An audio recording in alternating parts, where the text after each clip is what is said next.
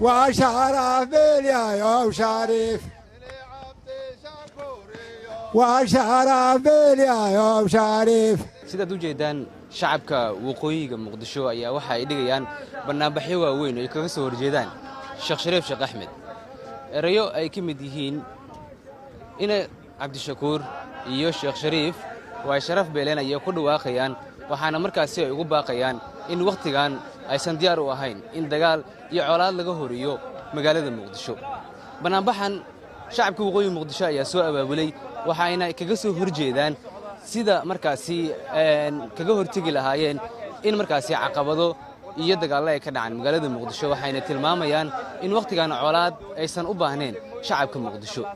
mucaaradka ay ugu baaqayaan in markaasi aanay diyaar u ahayn in markaasi dagaal muqdisho ay ka dhacaan shacabkan codkooda ay muujinayaan waxay sida u jeedaan ay wataan boorar markaasi ay ku qoran yihiin dabcan dooni meeno barnaamij shisheeye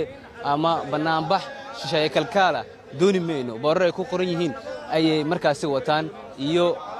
sidoo kale boorar ay sidoo kale ku amaanayaan madaxweynaha dawladda federaalka Soomaaliya Xasan Sheekh Maxamuud shacabkan codkooda ay muujinayaan waxayna u soo banaan bixeen in markaasi aysan diyaar u ahayn in dagaal uu ka dhaco magaalada muqdisho iyadoo maalmihii la soo dhaafay mucaaradku ay barnaamijyo waaweyn ay kaga soo horjeedaan dawladdu ay doonayeen inay ka qabtaan magaalada muqdisho Cali Aadan Axmed SMS Somali TV muqdisho